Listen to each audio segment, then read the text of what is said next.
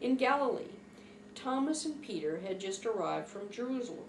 They were both bursting through the door now. This again unnerved the little band of men. They had to ask Peter to bolt the door because in his excitement he just shut the door. When the food they had just laid out was served with all the decorum, asked, "So what did you see?" Thomas let Peter talk first. "It is true, the tomb is empty. No one had disturbed it except for the supposed vision of the women, which I saw nothing of. All was as was told to as it would be. No vision of Jesus walks near his tomb. The body is gone as Jesus said it would be. He must have had a plan." Thomas shook his head. They had not seen the beaten, bloody, tortured body. They had even started a rumor that Jesus had hidden after tearing his wrists, his hands, not wrists, and feet, not ankles, free from the cross impaling. They had never looked at how a person was impaled on a cross of the Romans. The only bribe the guards would have taken was to kill you faster. Never look the other way. It was the other crazy speculation they spouted. Thomas was the first to notice the door opening. It had been locked, but this did not bother him. When the others saw that the door was ajar again, they almost lambasted Thomas, but saw the smile on his face and froze. Had they been betrayed? Jesus turned. "Peace on all here."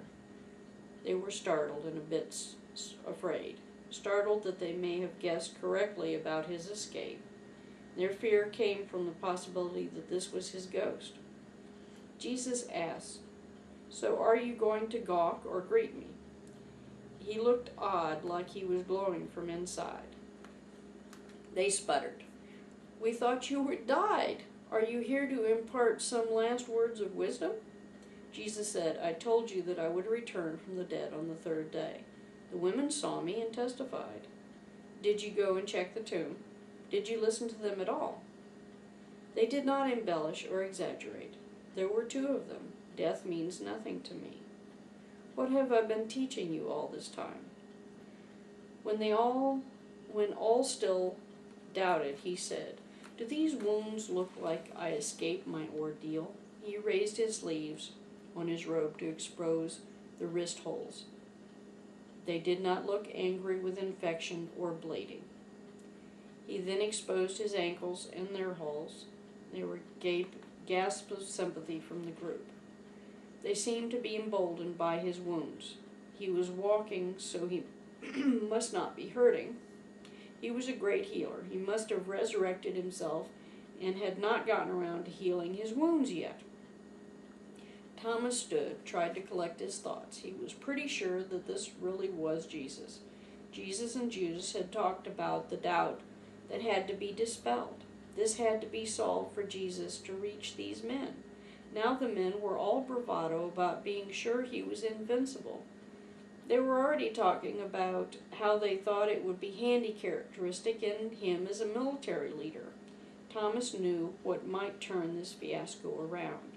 Thomas challenged Jesus, saying, "Jesus would not just walk in here unexpected, expecting you to believe. I demand proof." Jesus said that there would be charlatans and false prophets that come claiming to be our teacher. "I know my brother better than anyone here. I would hope that I'd recognize Jesus if and when I see him again, the one willing." When he had said that, Jesus said, "So you want proof? What will convince you?"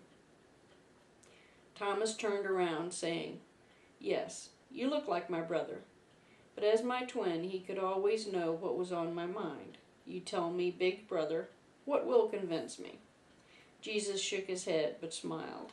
At this point, he raised his shirt and exposed the spear wound. Jesus said, "This is what you saw inflicted upon me. This you will accept.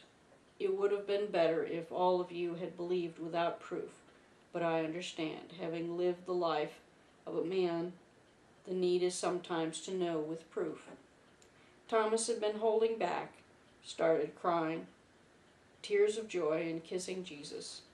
In between kisses, he repeatedly said, "My brother, my teacher, has come back to us. Is this any way to welcome a guest?" Peter, the standoff Saul, filled a plate and cup for Jesus and drank from. They talked about the future and their new jobs. Peter's denials were forgiven.